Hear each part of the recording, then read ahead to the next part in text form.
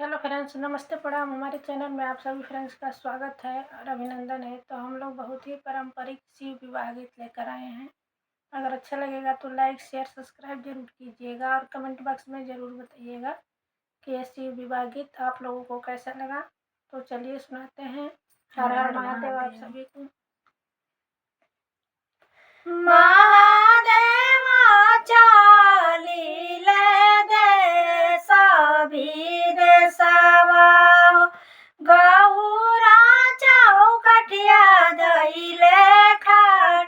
महादेवा चालिले देशा विदेशवा गौरा चौकठ में धइले खाड़।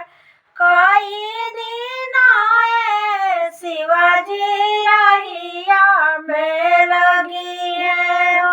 कई दिन लगी है परदेश। कई दिन आए शिवाजी रहिया में लगी है हो।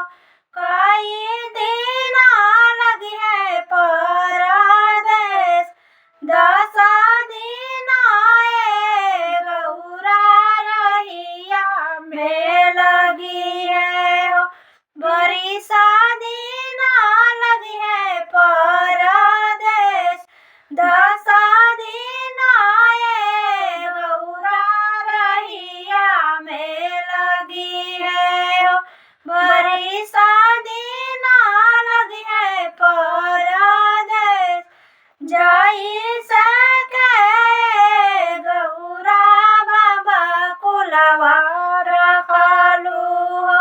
ओई सके रखी हमार। जाई सके गौरा बाबा कुलवा रखलू हो। ओई सके रखी हमार।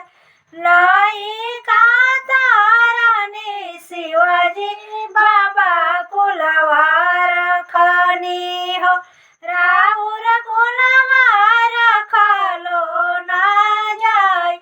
लाई का तारानी शिवाजी बाबा कुलवा रखनी हो। राउर कुलवा रखलो ना जाय।